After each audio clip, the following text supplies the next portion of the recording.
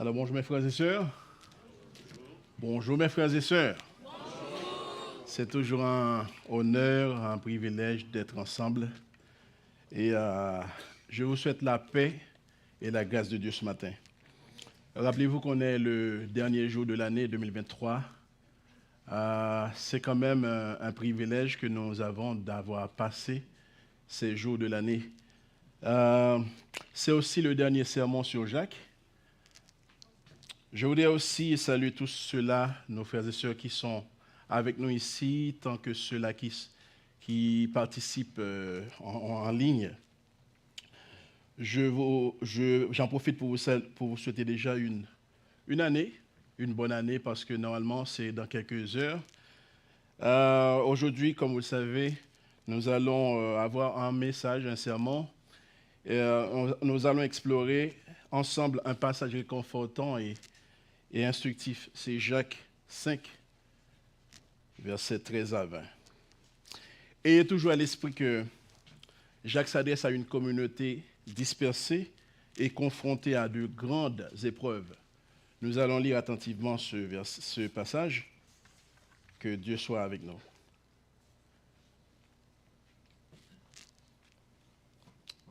Quelqu'un parmi vous est-il dans la souffrance qu'il prie?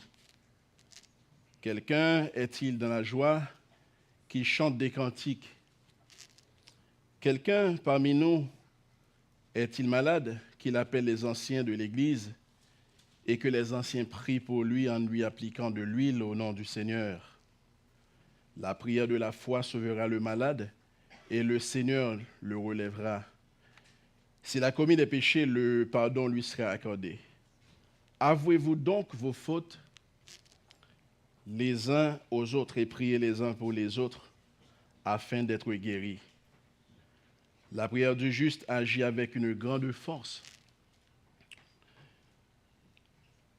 Élie était un homme de la même nature que nous.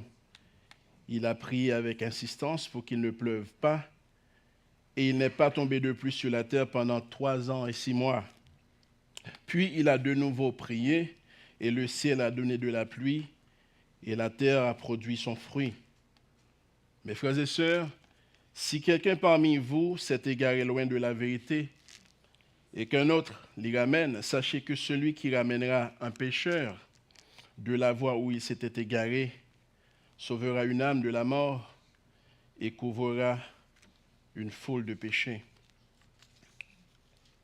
Prions. Seigneur, merci pour ce privilège que nous avons d'ouvrir la Bible, ta parole, en vue de voir des vérités que tu veux nous dévoiler aujourd'hui. Merci pour ta grâce. Merci du fait que tu as fait en sorte que je sois un canal aujourd'hui. Que ton assemblée soit bénie. Merci pour ta grâce. Au nom de Jésus. Amen. L'introduction du péché dans le monde a entraîné de graves conséquences dans la vie humaine. La mort, les catastrophes naturelles, l'injustice, la souffrance et la maladie. Et ces conséquences, comme vous le savez, n'épargnent personne. Car tous les êtres humains vivent dans un monde déchu. Et ainsi, ils sont incapables de renouer leur relation avec le Dieu saint. Il a fallu alors l'intervention de Dieu lui-même qui a envoyé son Fils Jésus-Christ sur la terre, non pas pour supprimer ses malheurs dans le monde à cause du péché originel, mais pour que l'homme puisse être en paix avec Dieu et avoir la vie éternelle. Jean 3, verset 16. Jésus n'a jamais promis que ceux et celles qui croient en lui jouiraient d'une vie sans tracas sur la terre, comme affirment certains prédicateurs. Comme Jésus, Jacques met l'accent sur la persévérance des croyants dans les moments difficiles d'épreuve, dans les moments d'épreuve de cette vie. Il encourage les croyants à prier avec foi et à rester unis en Christ jusqu'à son retour. Jacques termine, comme vous l'avez vu, sa lettre par un appel à la prière. Il présente plusieurs formes de prière: louange, intercession, confession. il y a une chose que j'aimerais que vous puissiez vous rappeler ici aujourd'hui. Dieu ne reste jamais insensible à ceux et celles qui le prient avec ferveur. Notre Dieu ne demeure jamais insensible à nous, les frères et sœurs, qui le prions avec ferveur. La première vérité qu'on va voir dans ce passage, c'est que le croyant doit se tourner vers Dieu en toutes circonstances. Nous avons ici deux circonstances extrêmes dans le verset 13. La souffrance d'un côté et la joie de l'autre côté. En fait, il existe de nombreuses manières de répondre à la souffrance. Certaines personnes s'inquiètent tout simplement. D'autres s'apprêtent à se venger de ceux qui ont causé la souffrance dans leur vie. D'autres encore laissent la colère brûler en eux. Et enfin, certaines personnes ne font que se plaindre, tout simplement. Mais Jacques, ici, dans ce passage, affirme que la bonne réponse à la souffrance est de continuer de prier. Jésus, notre Maître, passait parfois plusieurs nuits à prier. C'est une attitude qui souligne l'importance et la profondeur de sa relation avec Dieu. Il faut se rappeler que la prière n'a pas nécessairement pour but la délivrance dans les épreuves, mes frères et sœurs, mais la patience et la force pour pouvoir l'endurer. Et ça, c'est ce qui doit marquer la vie chrétienne. Les épreuves sont là pour nous faire grandir. Jacques nous encourage aussi à remercier Dieu en chantant des cantiques de louange au Seigneur, car chanter est une autre forme de prière. Nous devons songer à un roi, c'était David, ce roi qui dansait de toutes ses forces devant Dieu, dans 2 Samuel 6, verset 14. Un enfant de Dieu doit être toujours reconnaissant de tout ce que Dieu fait dans sa vie, que cela paraisse favorable ou non. Est-ce qu'il vous arrive de prendre le temps pour remercier Dieu pour ce qu'il a fait dans votre vie? Ou bien si vous le faites, vous dites, je suis vraiment content de tout ce que tu me donnes. Mais est-ce que vous arrêtez un tout petit peu pour dire, je suis content des épreuves que tu permets dans ma vie? Quelle est donc ton attitude quand il arrive des moments dans ta vie où tu peux te sentir dépassé par les événements? Ton fardeau devient tellement pesant que tu n'en peux plus. Quel est ton premier réflexe? Te tourner vers Dieu ou chercher le réconfort ailleurs avant Dieu? Un exemple très bête, lorsque nous sommes malades, nous avons tendance à aller chez un médecin tout d'abord. Mais Dieu vient après parfois. Est-ce que Dieu est toujours notre priorité absolue? Cependant, il est le seul qui soit disponible 24 heures sur 24, 7 jours sur 7. Reconnaissez Dieu comme un père et un ami fidèle à qui tu peux vraiment te confier, mes frères et sœurs. Le psaume 34, verset 6 nous dit, « Quand un malheureux crie, l'Éternel entend et il le sauve de toute ses détresses. » Est-ce qu'on n'a pas un Dieu fidèle, mes frères et sœurs? Toutefois, et c'est très important de le rappeler, Dieu peut se servir de la souffrance pour nous rapprocher de lui.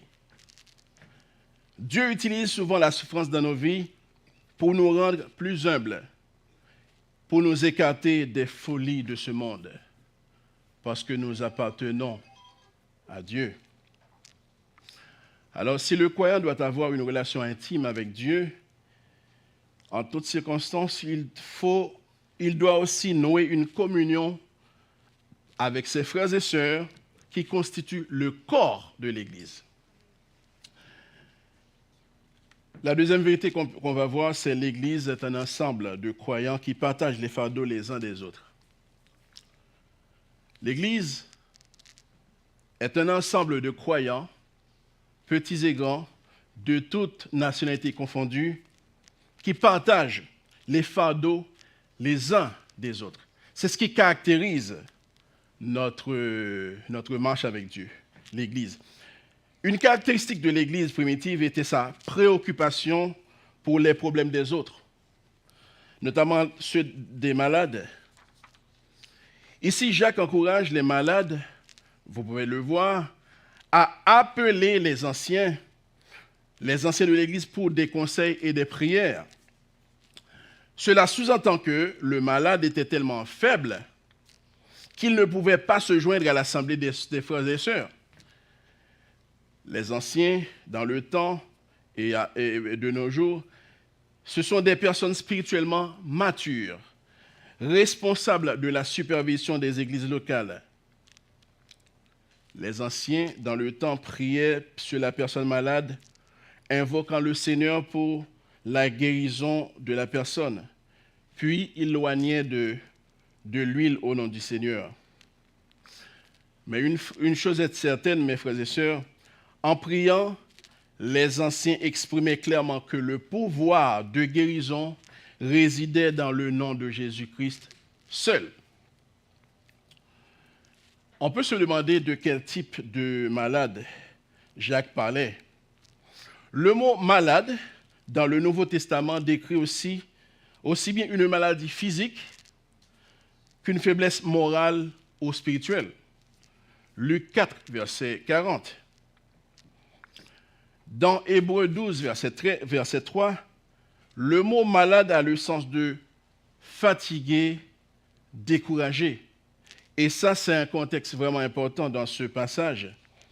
Rappelez-vous que les premiers chrétiens qui éprouvaient beaucoup d'épreuves dans leur vie pouvaient être à un certain moment découragés et pouvaient même abandonner la foi. Imaginez un instant ce portrait. Des chrétiens, des pauvres chrétiens dispersés et souffrent sous le poids des persécutions. Des chrétiens qui croient en Jésus-Christ, qui essaient de résister à la tentation, qui sont surexploités par des méchants riches et qui attendent longuement la venue de Jésus-Christ. Ils ont tout abandonné. Il peut arriver que certains d'entre eux soient sans doute dans un état de délabrement spirituel, pouvant avoir des répercussions même sur leur état physique. Parfois, la maladie mentale, morale, etc., peut toujours influer sur le corps. Le fait que de telles personnes avaient besoin de l'aide des responsables de l'Église, car elles étaient comme des brebis blessées, épuisées qui ont besoin des soins particuliers. Le fait que le malade appelle les anciens dénote une faiblesse telle qu'il avait grandement besoin de l'aide. Mes frères et sœurs, la prière d'un serviteur de Dieu dans des moments difficiles est très réconfortante. Nous pouvons alors souligner dans ce texte l'importance de la relation fraternelle. Non seulement en tant que chrétien, on doit avoir une relation intime avec Dieu, mais il faut que nous puissions avoir une relation avec nos frères et sœurs. En tant que chrétiens, nous devons totalement rejeter l'idée qu'un chrétien puisse servir Dieu seul. Et c'est ce qu'on entend souvent des gens dire « Ah, moi, je peux toujours servir Dieu seul à la maison. » C'est faux, archi faux. Ils disent qu'ils peuvent servir Dieu seul sans communier avec ses frères et sœurs au sein de l'Assemblée. Rappelez-vous, mes frères et sœurs, nous avons tous besoin les uns des autres. Et ça, c'est une marque d'humilité lorsque nous l'appliquons dans nos vies. Dieu nous appelle à nous soucier les uns des autres. C'est un des moyens efficaces pour combattre le découragement. Vous savez, en attendant le Christ, notre Seigneur qui va venir, il y a tellement de difficultés, tellement d'épreuves que nous avons tendance, nous sommes enclins, nous sommes sujets à être découragés dans ce monde. Il importe de noter que la maladie ou toute autre forme de souffrance dans la vie des enfants de Dieu peut être la conséquence d'un péché où Dieu veut corriger ses enfants. Ce sera affiché sur l'écran. Je vous invite à lire 1 Corinthiens 11, versets 27 à 30. C'est pourquoi celui qui mangera le pain ou boira la coupe du Seigneur indignement sera coupable envers le corps et le sang du Seigneur. Verset 28. Que chacun donc s'éprouve soi-même, et qu'ainsi qu'il mange du pain et boive de la coupe. Il y a une explication à ça, car celui qui mange et boit sans discerner le corps du Seigneur mange et boit un jugement contre lui-même. Et verset 30, c'est pour cela qu'il y a parmi vous beaucoup d'infirmes et de malades, et qu'un grand nombre sont morts. Là, on peut comprendre qu'il y avait, parfois il peut arriver que des gens malades, des gens qui sont malades à cause d'un péché quelconque. La maladie peut être aussi un moyen pour la manifestation de la gloire de Dieu. Ce sera encore affiché, Jean 9, versets 1 à 3.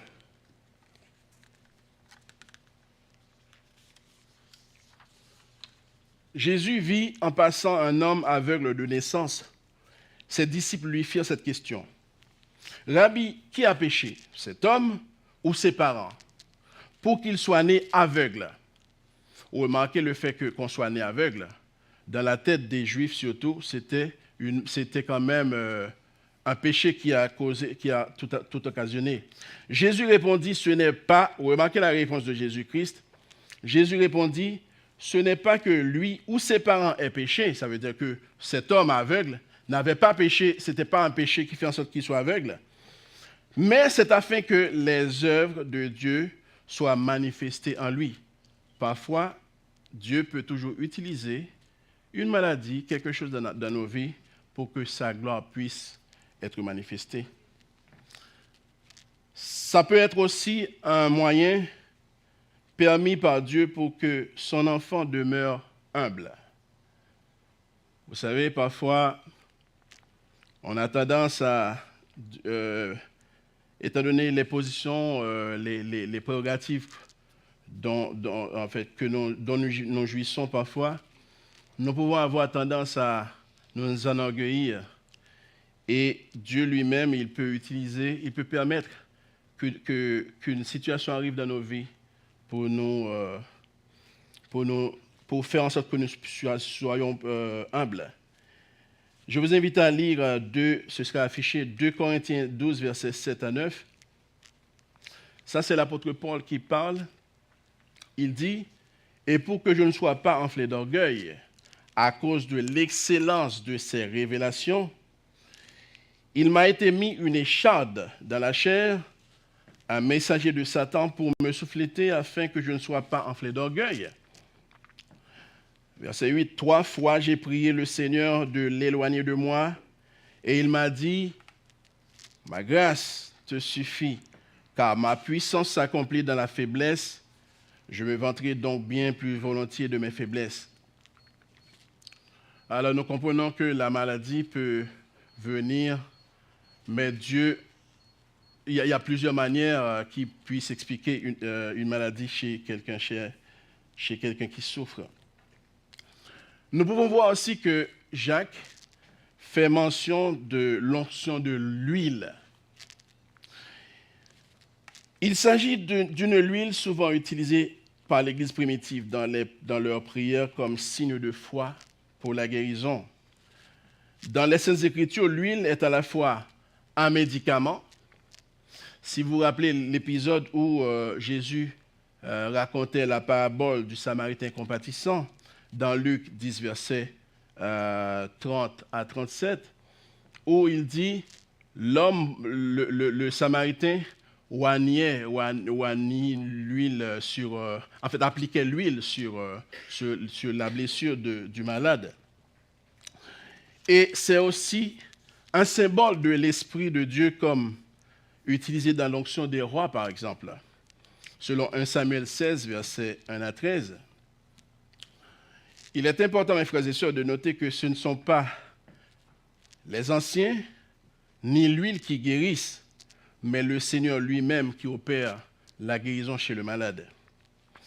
Une véritable prière de foi reconnaîtrait la souveraineté de Dieu dans sa réponse à cette prière. Mais il y a une chose à considérer. Ce n'est pas toujours la volonté de Dieu de guérir ceux qui sont malades. On l'a vu avec Paul. Paul était un prédicateur qui pouvait même, en priant avec certains malades, que les malades puissent être guéris. Mais lui, Dieu a permis en sorte que les chades demeurent dans sa chair. Parfois, Dieu ne répond pas toujours à nos prières. Est-ce que c'est parce que Dieu est incapable de les répondre à nos prières? Rappelez-vous, c'est une chose, mes frères et sœurs, Dieu est souverain. On l'a vu tout à l'heure, parfois, Dieu permet en sorte que la maladie reste pour qu'on puisse être plus proche de Dieu. Le verbe pour relever mentionné dans le texte veut dire rétablir, réveiller, lever, voire ressusciter. Matthieu 10, verset 8. Jésus disait ressusciter les malades. Et Jacques précise que s'il a commis quelques péchés, il lui sera pardonné. C'est une affirmation qui indique que le malade a cette possibilité de confesser ses péchés tout en étant malade. Ce passage enseigne que c'est la prière qui est efficace. L'onction d'huile peut accompagner un acte de foi, mais c'est toujours Dieu qui guérit s'il le veut bien. Toujours on voit la volonté de Dieu.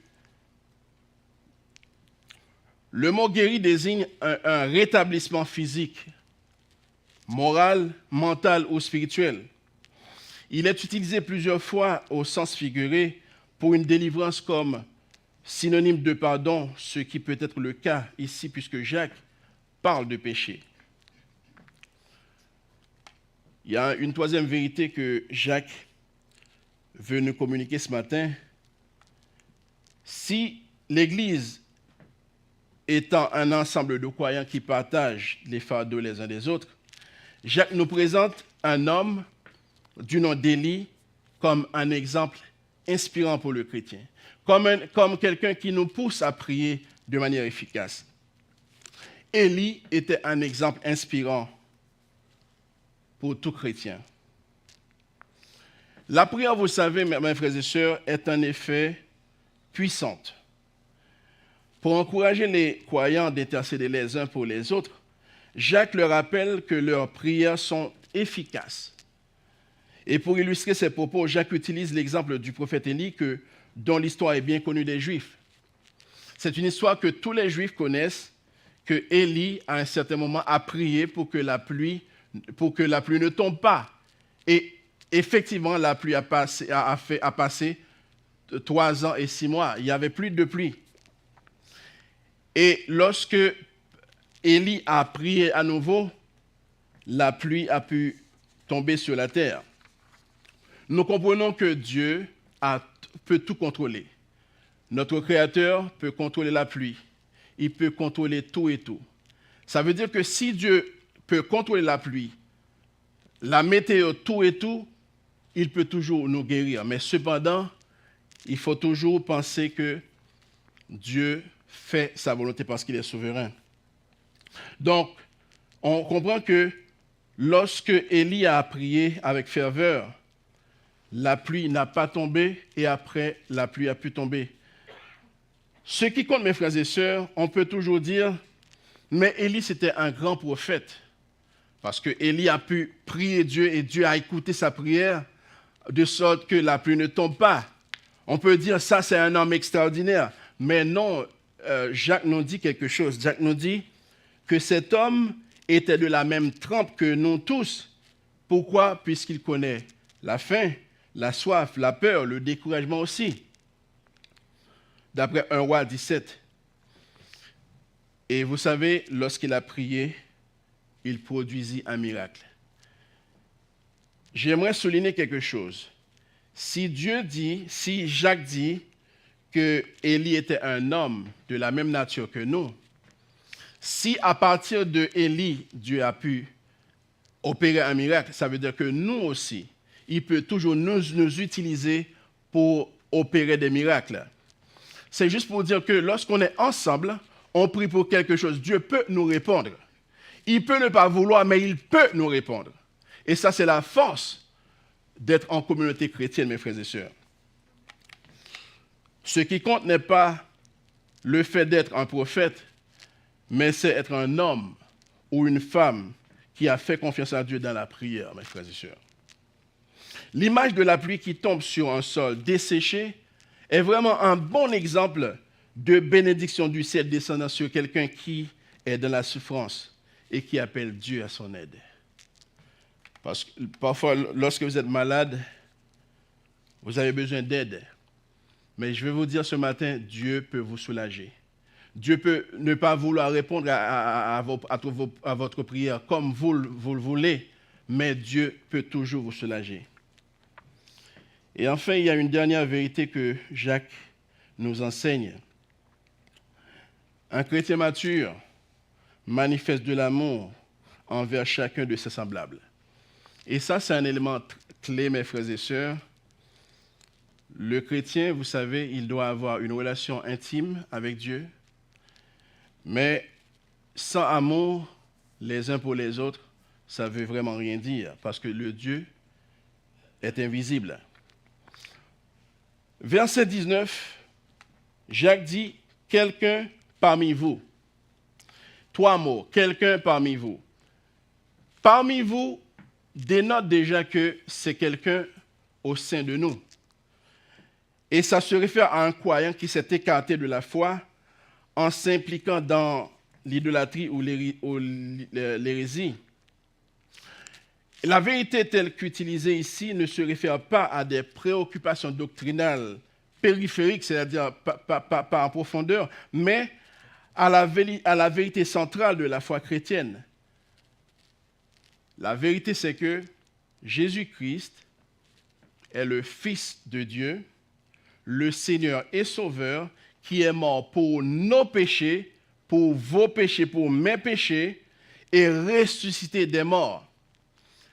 Mais parfois, en tant que chrétien, on le croit, mais à un certain moment, on croit autre chose. Jacques veut que nous puissions rester dans la vérité. Et lorsqu'il dit qu'il se pourrait bien que quelqu'un parmi nous soit écarté de la vérité, c'est de ça qu'il veut parler. C'est que cette personne en tant que telle ne reconnaît plus que Jésus est le Fils de Dieu, ne reconnaît plus que Jésus est le Seigneur et Sauveur qui est mort pour ses péchés et ressuscité des morts. Parfois, ces gens ont tendance à comprendre d'une autre manière l'Évangile. Quand quelqu'un s'égare, l'Église ou la communauté chrétienne doit essayer de le ramener, non pas pour le juger, mais pour qu'il puisse se repentir et être restauré. Imaginez que vous avez un bras.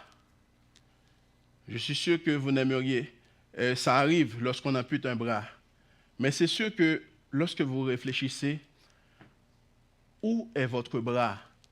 Il n'est plus là, mais il faisait partie du corps. Est-ce que ça vous manque des fois?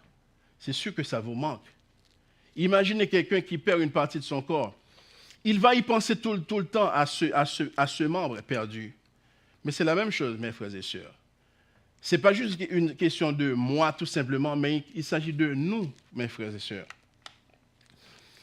Alors, toutes ces images décrivent une communauté où les gens se soucient profondément les uns des autres et les égarés ne sont pas laissés passer inaperçus.